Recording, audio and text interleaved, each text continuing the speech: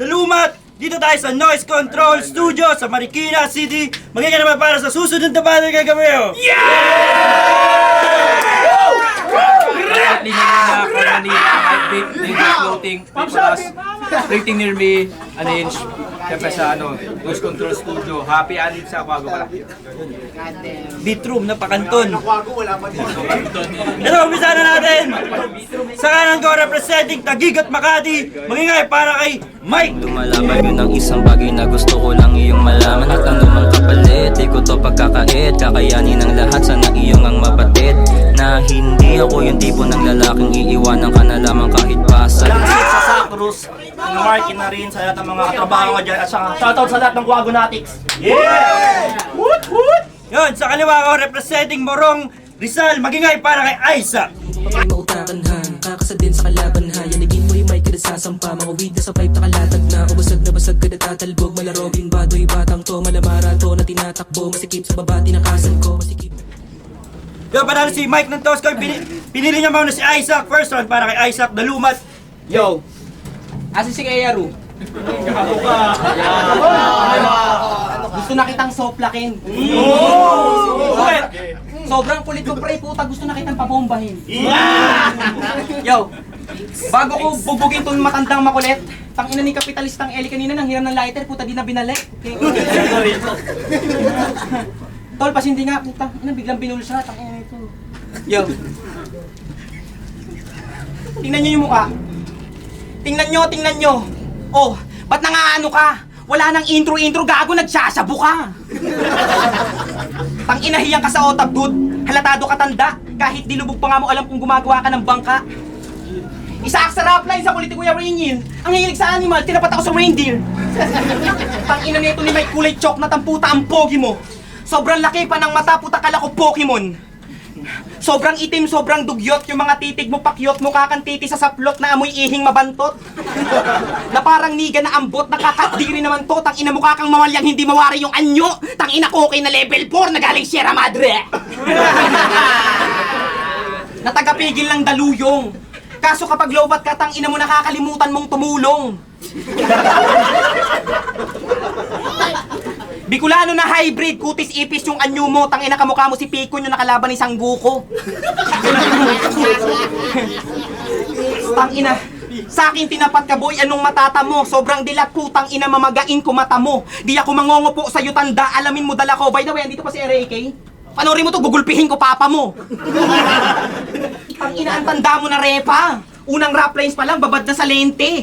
Habang ako unang salta, nangangapapat maere. Gago nagbago na yung laro, mga ganyang galawan di na pwede. Karamihan dito mga Jensi na nababatrip sa mga JJ. Katulad ni Senyor. Pero katulad ni Senyor, pero lab din ang lahat, tanga ka. Dapat mo yang mabatid. Pero pwede kayong maglaban dalawa, tangina, paramihan kayo ng masakit. Nilalaban ka sa mga bago para lamang matapik. Kasi pag iiwanan ka na may kayo yung katotohanan ng mapait. Tangina kung akalang easy win, nagpapainit lang ako. Nasa loob aking kulo, ilalaknos ko to sa'yo. Tumanda ka na't lahat, hindi pa din nagtatanda. Ngayon ka matatandaan nilang sa akin paplakda. Tay. Ay, first round para kay Mike. Yo! Tinapat ka dito sa demonyo. Game. Raplens game? Yeah! Yo! Tinapat ka dito sa demonyo na yung sungay pa lang ay kakatubo. Walang awa kang kakawawain hanggang ikaw na mismo yung sumuko. Hindi man kita masaktan ng pisikal, pero yung dami mo dito ay guguho dahil ang pinakamasakit na pag-iyak ay yung walang luha na tutulo. Rap lines game? Yeah. Yo! Isang rapper na puro sigaw laban sa isang mababaw na komedyante. Isang buwan pinag-isipan kung paano gagawin kong pag-atake. Stuck na lang ba ako sa underground at hindi na aabante? Basta kaka-pressure mo lang sa akin, nakabuko ka ng diamante. Kaya sino na naman tong tinabat mo sa akin, tang ina, nakakasural. Galing daw siyang Sibol Rap Battle, kaya maangas yung postura. Pansin mo, hindi ka dito ginagalang, hindi mo pa rin ba nakukuha? Gago, wala kaming respeto sa liga na hindi kasali sa langit at lupa. Ang ina, kung bakit Sibol pangalan ng liga nila, malalaman na rin ng lahat. Kasi kakasibol pa lang ng bulbol, pinagra-rap battle na agad. Ang kulit rin ng founder nyo no? Mga masyadong pabida. Nakabili lang ng cellphone na may camera tapos nakahanap ng bakanting lote, bumuo agad ng liga. Kasi kung yung bar game, kapag naglalabas ng poster, puro apoy na pamatay. Sila kapag naglalabas ng poster, puta sa notepad lang nakalagay. Mabilis ka lang mag-rap pero hindi ka kausayan. Mababa ang kalidad mo para mga paninda sa baklaran. Marami na ba akong ligang natamaan at magsisipag-iyakan? Gago walang wala pa yun nung panahong nag-aaway ang raplines at laglagan. Yo, tangina. Tapos hilig mo pang mag-rides. At tangina, tapos ang hilig mo pang gumala sa daan. At mag-rides ng matagal. Puta, hulugan na nga lang yung motor mo, nahulog pa sa kanal. Dating naka-Mio, ngayon naka-big bike, talagang hindi mo na malalait. Siya yung kauna-una ang tomboy na naka-Ninja 400. Galing daw siya sa mayaman na pamilya, kaya lagi daw silang busy. Malaman-laman ko yung nanay mo pumipila ng madaling araw, makapasok lang sa studio ni Kuya Willie. Pero naghiwalay na nga pala yung magulang ng gago. Nagpatira kasi yung nanay. Pero naghiwalay na nga pala yung magulang ng gago. Nagpatira kasi yung nanay niya sa iba kung hindi ba naman tarantado. Alam kong pangit yung taste ng nanay mo at hindi mo na kailangan pang itago kasi magpapakantot na nga lang siya sa iba doon pa sa lalaking kamukha mo. Ang ina, every month nagpapadala yung ninong mo, hindi ka pa rin ba nagtataka? Yung inaakala mong aginaldo lang sa'yo, puta sustento na pala. Ang ina mo ka kasing tomboy, nasa mukha mo na yung pruweba. Siya yung kauna-unahang tomboy na hindi nireregla.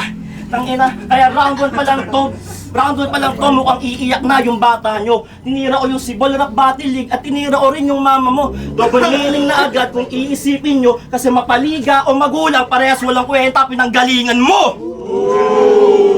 Time, second round, para rise up. Napanood ko yung comeback mo. Sa kanan ko, ang pababalik, magingay para kay Mike. Kuwang, tangina. Tangina sa isip-isip nila o sino yan? Tangina tumanda ka nang walang pagkakakilanlan. Kulubot na lang bayag bano pa din inang yan. Pang grade 6 yung sulatan kayang itugma, bilang lang sa mga linyang mong bitin puro topic kinangkang. Kaya itong Mike, mistulang palubog. Pang karaoke ang bagsakan mo para pakulog. Gustuhin mo man bumosis ka sutono pakulot. Puta may pangalan mo pero bakit di ka matunog? Kaya ang dapat sa'yo, sakalin at dakmain, karnihin yang walang bilang, saksakin ng padiin. Ako yung di mo gugustuhin makasalubong sa dilim. Malagrigor lang sa itang tangan, may hawak na patalong, king ina mo. Ano Mike? Ako'y suga pa sa mikropono kahit nababa yung height. Sanay ako sa kabilaan mapalik man o right. Sasakalin ko liig mo habang sinisigawan ka ng live. Ako'y rakistang magdadabog ngayong hawak ko yung mic. Anong alam mo, beat? Sunod-sunod bawat sapak, mauugato sa aking lines. Buboksingin ko to si Mike, sige hulaan yun yung rhyme. Anong Mike Tyson beast, mali yung hula nitong bay. Ito'y ipo sa mukha mo, panggulat peekaboo yung style. Karumal-dumal sa sapitin mo sa aking mga liriko. Pipihit na sa bingit tsak titirik ka sa titi ko. Pagbunot ipipihit tsak sisirit mga likido. Isang araw na bangungot na danasin anong feeling mo. Ito torture na kaposas, umaawas kulay rosas. Saksakin ng walang habas, sabay tawanan parang gobas. Pag-uusapan ng lahat kung paano sa akin ka na to. Saktong di natutulog ang balita, may patay ka 24 oras. Time, second round, para kay Mike. Tapos na.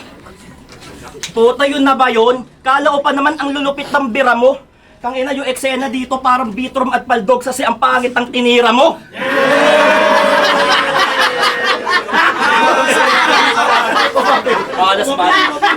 Yo, round the game! Kung si Bitrom bumabattle para magkaroon daw siya ng pampiyansa, ito naman bumabattle para sa nililigawan niya, magkaroon siya ng tsansa. Kasi may nililigawan to na babae doon sa Pantay National High School. Pandin daw ng battle rap, kaya ang tawag sa kanya ay idol. Nagtitisis pa lang yung bata, hindi ka na naawa, talagang pinalag-palag mo. Pagkatapos niya mag-defense sa teacher niya, ayun, inatak-atak mo.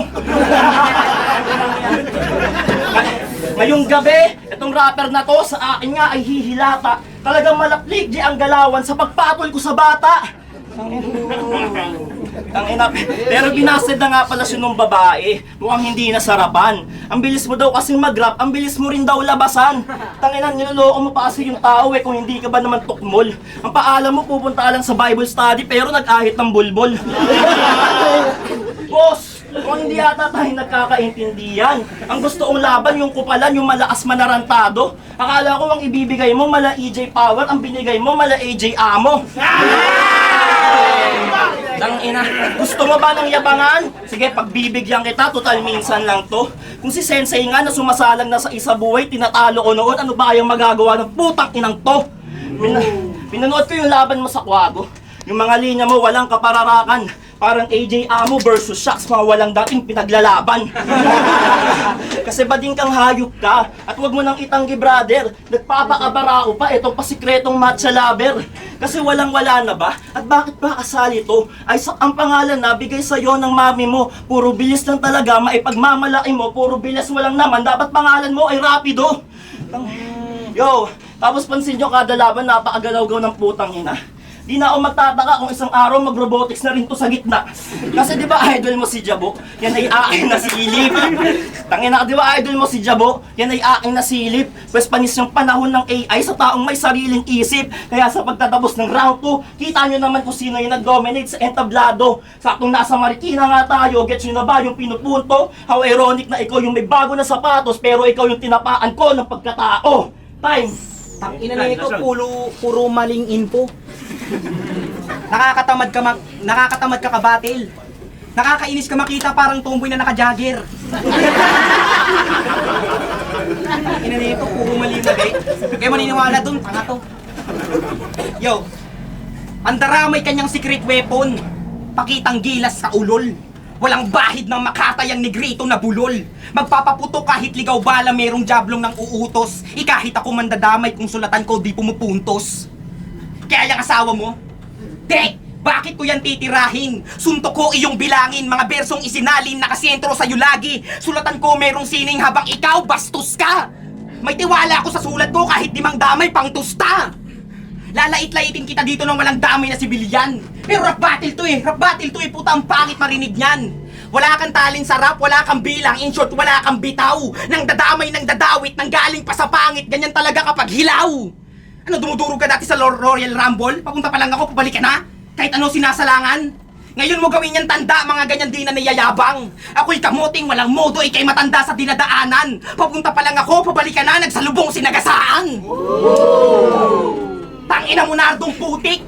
Tatapat ka sa akin ng bara sa bara, tapak-tapakan, walang kalaban-laban o para kang baka na nilalaban ng leon sa labang to. Inaangasan ka lang ng bata, yung mukha mo pang salo sa mga bara na lumalapat sa gutay-gutay na to! Bicolano na hybrid! Saktong kaduluduluhan ng Bicol. Pangunguyain kita ng sili, hindi! Pangunguyain kita ng pistol. Kaliweting asintado sa bibiglayan ng dimple. Pautokin yung parang pimple. Sa ilong kasi sipol kung kumakain ka ng multisigila sa premium flavor. Malabo kang makaisa. Tang-inaaning ka iho. Isaac galing ng Rizal. Lupa iniglak ng mismo. 44 bar shit. Doon nasanay aking ritmo. Oo, nasanay to saglak. Pero pag pumutok, 45. Time last round para kay Mike. Yo! Kung may rule number 1 si Sinyo, kasi hindi yan sa akin nagmamatter. Ang tunay na rule number 1 ay never outshine your master. Kung pinasok mo dito yung laro nang hindi pa lubusang inaaral, ako ang magmimistulan mong guro kung paano ba ang tamang asal. Diskarte pa lang sa buhay, malayo na ating pagitan. Kung naging matalino ka lang sana sa napili mong kabilang, malalaman mong hindi lahat ng gera ay dapat mong salihan. Hindi ka pa ba nahihiya dito sa ating palitan na sa sobrang babaw ng letrahan mo, kailangan kong laliman. Alam mo yung masakit kung bakit dito sa aming liga ikaw ay nakikipagsiksikan kasi tinuturing ka lang na bisita sa tinuturing mong tahanan. Hindi mo pa kaya na bumuhay, yun ang pagkakamali niya. Nagpapaka-merit to the game itong walang maambag sa pamilya. Tangina, yun ay basic human nature, di pa yun analogy. Itong nagpapaka-dark humor, binigyan ko ng dark psychology. Kaya nga, paano mo nasabi na ikaw ay ibang klase kung sa bawat desisyon mo nga sa buhay, sa emosyon ka lagi nakabase. Hindi ka sa akin mananalo sa debate, yun ay tandaan mo pare. Sa amo na ako nayabangan pag nagets mo yung mensahe, pag seryoso na usapan na tameme ka na lagi. At sa aking huling bira, meron akong isang katanungan na sana sa'yo ay magmarka. Anong pakiramdam na nagkaroon ka ng kalabang pinamukha sa'yo kung gaano ka katanga? Time. Time magingay para kay Isaac tsaka kay Mike.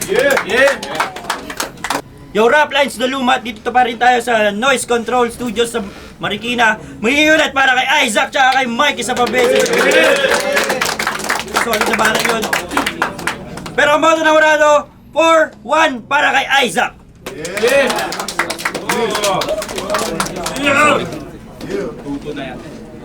Judges. Shoutout to Hanap Liga, tsaka Bubata o Rafael Ibiaya, tsaka Saint Chu Boys, Tunog Impyerno yun. Wala lang sa isip ko eh, wala lang eh. Sisi. Mauna na ako. Ako yung nag-iisang bumoto kay Mike. Siguro kaya na yung ganun kasi siguro effective talaga siya sa live. Pero dito kasi sa listahan sa round 1, si Isaac na meron siya 6 points pero balance naman yung ano niya, may comedy, may aggression. Sa round naman ni Mike, meron siyang 12 points. 12 points yung ano sa kanya, na points lang sa kanya. Ganun din siya, balance rin tsaka ano rin, aggressive. Tapos sa round 2 naman, ang point ni Isaac is 6. Sa round 2 naman ni Mike is 9. So, ganun pa rin naman, consistent pa rin silang dalawa. So, ito yung mas konting puntos nila pareho sa akin. Dun sa round 3 naman, dun mas lumang si Isaac. So, 1 to Mike, 2 Isaac. Mas konti kasi yung naging puntos ni Mike sa akin sa round 3. Pippen face first, binoto ko si Isaac. Maganda sipat ng angles ni Mike. Maganda yung sipat na ng angles pero mas napaulunan siya ng punches ni Isaac. Yung round 1, nagsisimula pa lang si Isaac pero nung nag-roll na yung punches niya mula round 2 hanggang 3 and doon na na-dominate yung buong battle. Yung sinag, tabak, kuagaguhan, banghayan. Isa ako sa bumoto kay Isaac. Ginudge ko siya per round. Yung round 1 nakuha ni Isaac. Mas nagustuhan ko yung pagtahi niya dun sa round niya na yun. Though malakas yung round 1 din naman ni Mike pero hindi siya ganun enough para tabunan yung round 1 ni Isaac. Yung round 2 malinaw yun kay Mike. Ang daming haymakers, ang lalakas ng landing ng punches, saka yung angles niya maganda. Tapos round 3 nakuha ni Isaac kasi tingin ko bitin sobrang exit nung round 3 ni Mike. Tsaka mas yun, pinakamalakas na round ni Mike yung 2. Sa kanya yung 2, 1 and 3 kay Isaac, plus points din kasi yung clap skills. Though, kung titimbangin ko talaga, mas malalakas yung punches ni Mike kaysa sa mga lumalanding na punches ni Isaac. Pero, mas quantity, mas marami yung suntok ni Isaac. Pero mas malakas talaga yung mga suntok ni Mike kasi tingin ko direct. So, yun. Para lang hindi bias, malakas din talaga. Nagustuhan ko rin yung mga rounds ni Mike. Tsaka yung mga jokes niya pasok. So, round 1, round 3 kay Isaac, round 2 Mike. So, Isaac. Yo, Gambit. Unang-una, kung pwede lang OT dapat para sa akin yung laban kasi ito yung tipo ng laban na style clash. So, yung binitbit ni Isaac sa umpisa is delivery, intensity, tugmaan, multis. Habang si Mike naman, yung dala niya creativity, wordplay, saka punchline. Although, papaakit pa lang yung intensity ng delivery ni Mike nung round 1, mas naging preference ko, mas nagustuhan ko yung bagsak ng punchlines ni Mike nung round 1. So slight edge kay Mike nung round 1. Round 2, mas na taas pa ni Isaac yung intensity ng delivery niya, yung tatas ng tugmaan. Parang naalala ko parang si Jonas nung versus EJ Power, ganun katalim yung delivery sa tugmaan ni Isaac. Tapos pumupuntos na rin siya, bumabagsak na rin yung punchlines, nakukuha niya na yung crowd. Si Mike nung round 2, pumupuntos pa rin, pero feeling ko mas natakasan yung intensity ni Isaac sa kanong bagsak ng punchlines yung mga dali ni Mike nung round 2. So kay Isaac yung round 2. Round 3, best round ni Isaac. Tapos kay Mike naman parang medyo mas maikse yung rounds niya compared dun sa other 2. So feeling ko yung last round yung pinakamababa niyang round. Round 2 yung pinakamalakas niya. Round 1 yung pinakamalakas niya round. So sa round 3, medyo mas kinapos lang ng konti si Mike. Kaya nabigay pa Isaac yung laban. Isaac. Sa ati, binoto ko 2-1 sa all to yun, 2-1 yung score ko para kay Isaac ba? Isaac. Kasi malakas yung round 2 ni Mike, dun siya pinaka-bumero. Pero sa round 3, parang nilinda coffee na lang kasi konti yung sunod na, tsaka para sa akin ang iksi masyado ng round. So, 2-1 para kay Isaac.